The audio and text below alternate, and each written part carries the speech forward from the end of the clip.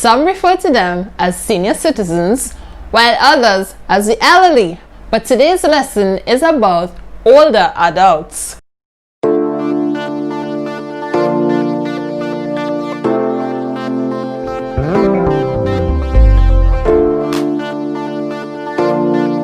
Remember to follow me on Instagram at savvyshay_tt. Subscribe, comment, and like. Hello everyone and welcome. I'm Shay. Senior citizens luncheon clubs may be run by many churches and charities to enable the elderly to meet in a social atmosphere and enjoy a meal together.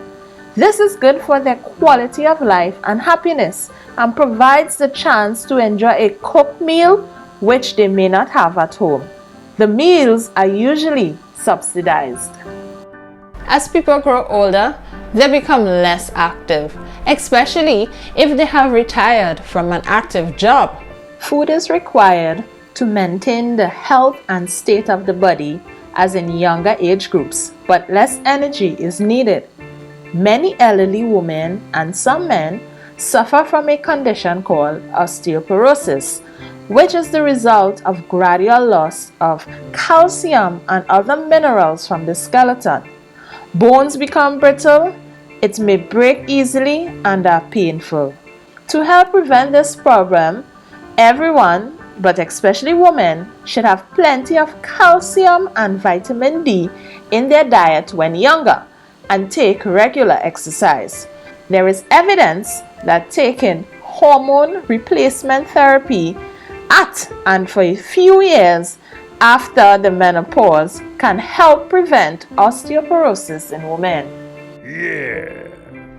Here are some factors that affect the nutritional status of the elderly or older adults. A reduced income may mean that it is not possible to buy much meat and other high-protein foods, as well as other basic foods, and this poses problems for many elderly people. Pulses and cereals can be eaten as cheaper alternatives to meat and other animal protein foods, or to supplement them. Mobility problems, both in terms of reduced ability to shop or otherwise function effectively in the marketplace, or lack of transport, may also influence where food is purchased and how often. And the elderly may require help from the social services department or from willing neighbors.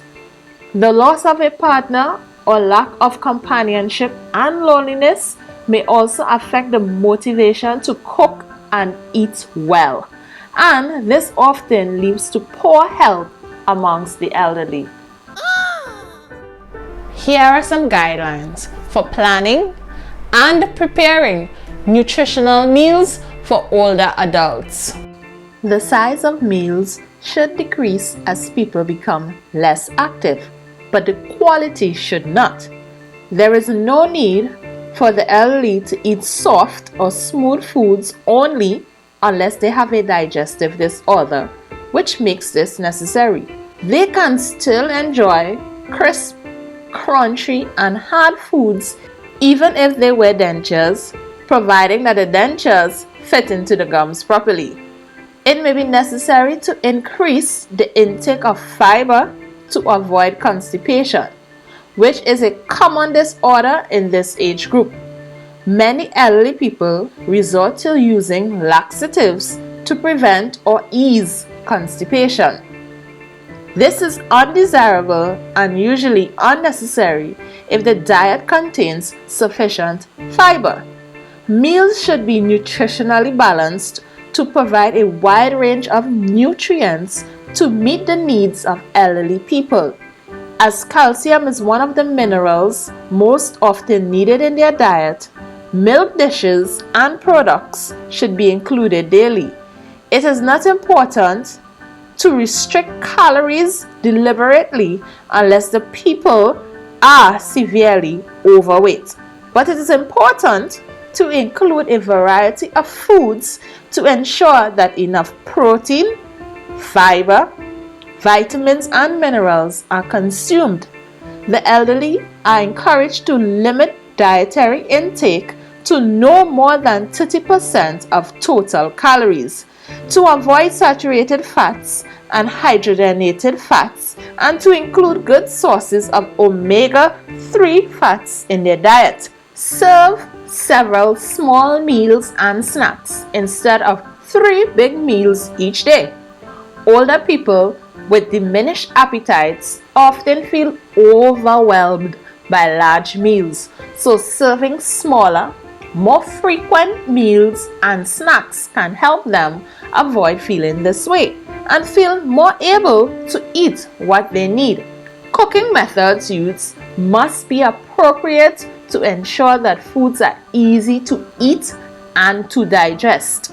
The elderly should not be given foods that are extremely spicy, sugary, or salty, since these foods can irritate the stomach. It is important that afternoon meals should be light to avoid indigestion or discomfort during the night. Like any other member of the family, an elderly person should be given a variety of foods, removing the possibility of monotony. Meal planning should take into account the varying health problems individuals might be experiencing, and modifications must be made depending on the nature of the health problem. Meals should be tasty and attractive to meet the appetite and encourage eating. Older adults can be classified as persons who are 56 years and older. Gradual loss of health due to the effects of chronic diseases such as arthritis or diabetes, or the inability to cope with required special diets can impair the ability to obtain, prepare, and enjoy nutritional foods.